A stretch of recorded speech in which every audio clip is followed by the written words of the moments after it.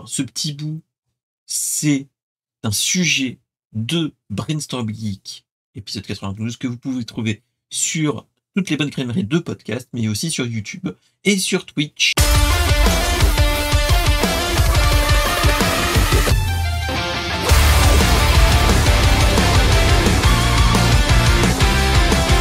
C'est les IA, Llama et Ghibli Time.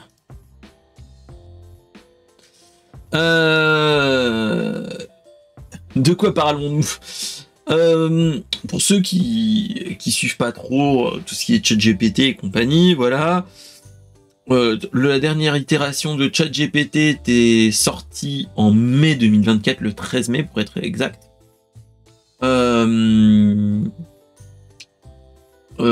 C'était la version améliorée de ChatGPT 4 avec le ChatGPT 4o qui était capable de traiter des images, des vidéos, de l'audio et de la vidéo et qui devait être plus performant et plus rapide. Ces dernières semaines, on a eu une nouvelle fonctionnalité qui a été introduite, qui est nulle autre que les starter packs, si vous voyez ce que je veux dire, les filtres Ghibli, hein, et ils sont sortis un petit peu partout, j'ai envie de vous dire, mais ça crée la polémique. C'est un petit peu comme les starter packs pour ceux qui ne l'ont pas fait. Hein, j'ai envie de vous dire, moi je l'ai fait malheureusement, ayant cliqué je suis. Voilà. Et c'est dans ces moments-là où tu te dis, qu'est-ce qui se passe? On a eu des grosses polémiques qui sont arrivées, comme le Ghibli. Ce qu'il faut se rappeler, c'est que qui dit traitement de notre cher de ChatGPT et compagnie, c'est utilisation de l'eau et pas pour boire comme ça. Hein, c'est que le circuit de refroidissement de tout ce qui est etc. J'ai envie de vous dire, ça utilise l'eau qui est pas très loin. Voilà, c'est pas un circuit fermé malheureusement. Donc ça utilise une quantité astronomique d'eau et surtout, j'ai envie de vous dire, ça questionne surtout sur les droits d'auteur parce que ChatGPT s'entraîne sur beaucoup d'œuvres et comme on l'a vu avec le style Ghibli, comme on a là par exemple, ça s'entraîne purement et simplement sur nul autre que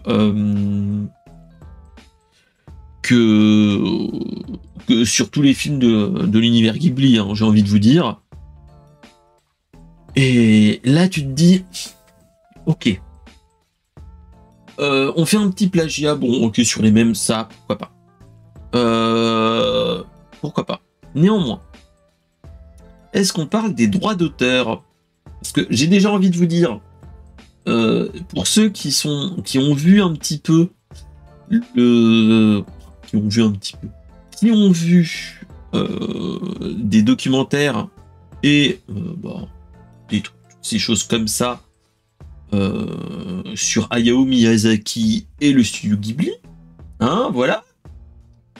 Moi j'ai envie de vous dire, notre cher Miyazaki il était pas très très fan de tout ce qui est IA. Donc voir ça, je pense que ça sent le problème.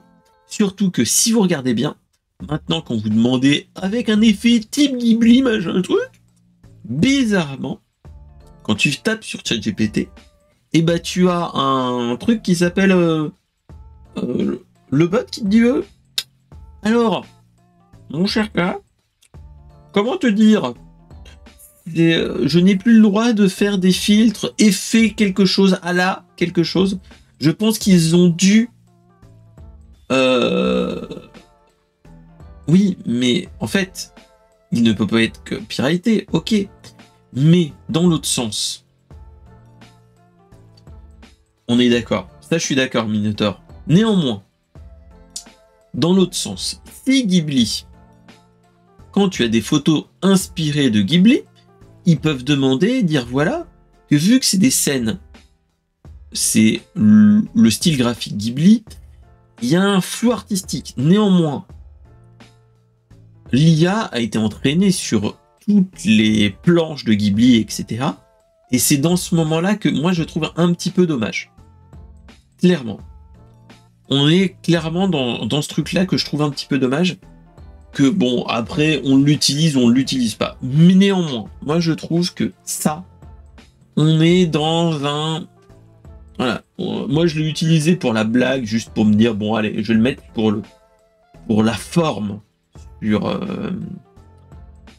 Pour la forme, pour l'émission. Mais il y en a qui ont fait une palanquée, ils l'ont utilisé à mort, voilà. Et tu te dis, mais en fait, tous les trucs, maintenant, voilà, ils ont... Tout est refait, et ainsi de suite. Donc, t'es là, tu te dis, fais chier, quoi, merde.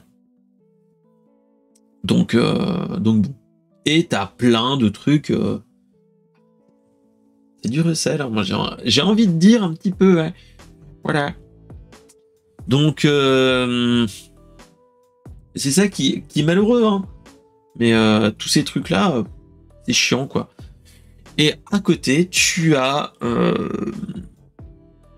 Meta qui nous sort la nouvelle version de Llama, le Llama 4, qui est sorti le jour de mon anniversaire, le 5 avril, hein, pour nous montrer une avancée dans les modèles d'intelligence de l'IA, avec 3 modèles, Scout, Maverick et Behemoth, si mes souvenirs sont bons, qui étaient capables de comprendre, générer du texte, etc., faire des images, des audios, des vidéos, etc., etc.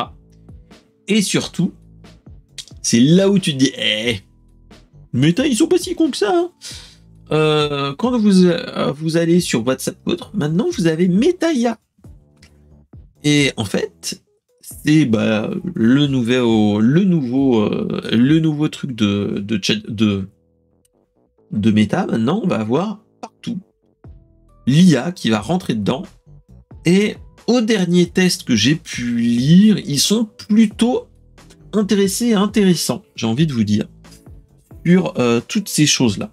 Donc j'ai envie de vous dire, faut pas avoir peur de l'IA.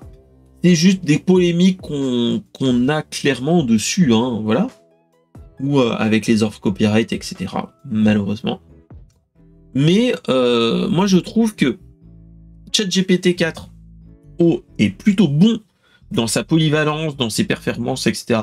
Même s'il y a des limites, hein. Moi j'ai essayé de faire des petits trucs, ça chie un petit peu dans la colle, hein, clairement. Et de son côté, Llama est plutôt bon, avec de bonnes avancées dans le domaine de l'intelligence artificielle. Donc t'es là, tu te dis, bon, on pourra jamais faire sans. Faut utiliser l'outil avec parcimonie, hein. Pas la personne, mais voilà. Et clairement, faut être judicieux sur ça. Donc voilà. Moi j'ai envie de vous dire, clairement, on est dans le cas de figure où, faut pas avoir peur du marteau, même s'il te fait mal au doigt. J'ai envie de vous dire. Donc autant l'utiliser, mais de façon raisonnée. Voilà. Cette émission est faite pour YouTube, mais surtout pour la faire vivre. Donc n'hésitez pas à la partager, de liker, de mettre des commentaires, tout ça, tout ça.